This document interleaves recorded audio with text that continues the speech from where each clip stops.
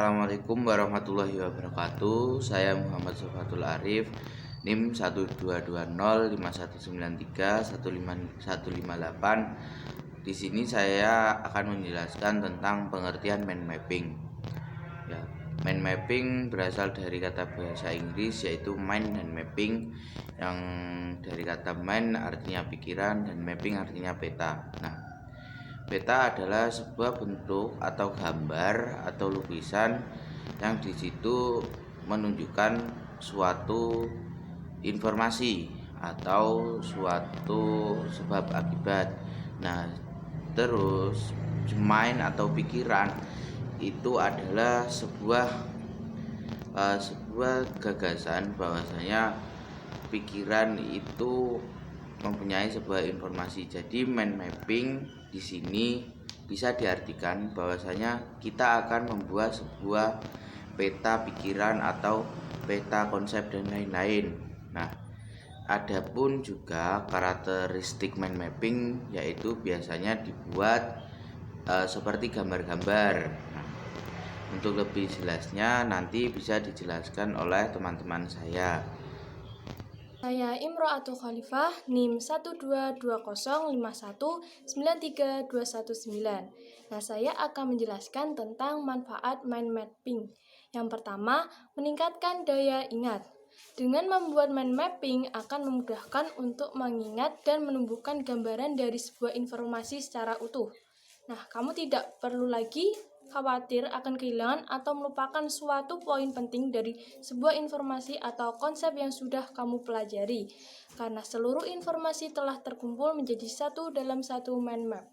Yang kedua, menjadi lebih produktif. Manfaat dari mind mapping selanjutnya adalah memudahkan kamu dalam mengatur berbagai tugas.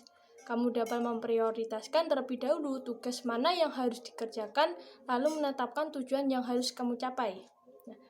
Yang ketiga, ada meningkatkan kreativitas. Dalam pembuatan mind mapping, kamu dipastikan akan membuat cabang-cabang berdasarkan tema yang sudah kamu tentukan sebelumnya. Ketika merancang mind map, kamu pasti ingin membuatnya terlebih menarik dan juga mudah untuk dipahami. Oleh karena itu, kamu dapat menghias mind map yang kamu buat dengan mewarnai cabang-cabang atau dengan menambahkan gambar yang masih berhubungan dengan tema. Yang keempat ada membantu proses pembelajaran. Manfaat dari mind map yang terakhir adalah membantu kamu dalam proses pembelajaran. Seperti yang sebelumnya sudah dijelaskan, penggunaan mind map ini dapat membantu kamu dalam proses pembelajaran dengan maksimal. Mungkin saat awal kamu membuat mind mapping, kamu akan merasa kesulitan untuk menghubungkan setiap konsep baru dengan konsep yang sudah ada sebelumnya. Tetapi setelah mind map selesai, kamu akan lebih mudah untuk memahami konsep-konsep yang ada. Oleh karena itu, mind mapping dapat digunakan untuk membantu proses pembelajaran kamu menjadi lebih mudah dan tidak membosankan. Itulah penjelasan dari saya. Di sini saya Siti Rahmatul Ummah dengan NIM 12205193190. Di sini saya akan menjelaskan mengenai langkah-langkah membuat mind mapping. Yang pertama, hendaknya menggunakan kertas yang melebar untuk mendapatkan tempat yang lebih banyak. Yang kedua, menggunakan ballpoint berwarna atau pensil berwarna untuk mudah dipelajari, karena gambarannya tersebut terlihat sangat menarik. Kemudian untuk langkah-langkahnya, yang pertama, tulis gagasan utamanya di tengah-tengah kertas. Yang kedua, tambahkan sebuah cabang yang keluar dan pusatnya ditulis untuk setiap poin atau gagasan utamanya. Yang ketiga, tulis kata kunci atau frase pada tiap-tiap cabang untuk dikembangkan dengan detail. Yang keempat, tambahkan simbol-simbol dan ilustri untuk mendapatkan ingatan yang lebih baik. Lalu, langkah-langkah untuk mempermudah dan diingat hendaknya menggunakan beberapa cara. Yang pertama, tulis atau ketik dengan rapi sehingga mudah untuk dipelajari. Yang kedua, tulis gagasan-gagasan penting dan dengan huruf yang besar sehingga terlihat menonjol dan berbeda dengan yang lainnya. Yang ketiga, tambahkan gambar-gambar atau ide-ide yang menarik dan kreatif sehingga mudah dipelajari, dipahami, dan diingat.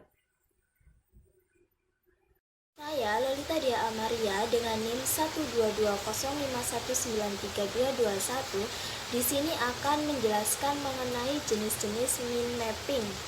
Jenis-jenis dari min mapping ini ada 3. Yang pertama ada min map silabus, yang kedua ada min map bab, dan yang ketiga ada min map paragraf. Yang pertama adalah min map silabus. Nah, min map silabus ini adalah sebuah jenis min mapping yang mendukung menerima suatu gambaran yang berhubungan dengan apa yang dikerjakan. Dan biasanya min mapping ini dikerjakan dengan ukuran besar dan ditempel di dinding. Jenis peta konsep ini sering juga disebut dengan pemetaan makro.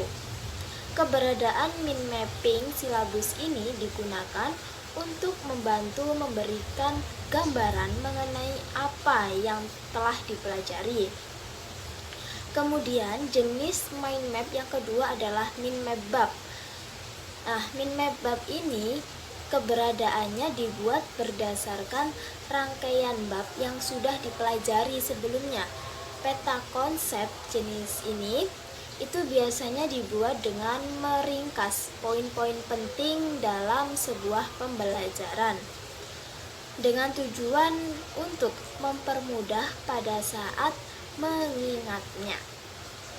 Nah, kemudian yang ketiga adalah jenis min map paragraf. Nah, min map paragraf ini memberikan informasi dengan cara yang lebih lengkap dan mendetail. Tak hanya dapat melihat keterangan ringkas dari setiap bab yang dipelajari, namun juga keterangan dari masing-masing bab tersebut. Nah, itu tadi penjelasan dari saya mengenai jenis-jenis dari min mapping. Kurang lebihnya mohon maaf. Wassalamualaikum warahmatullahi wabarakatuh.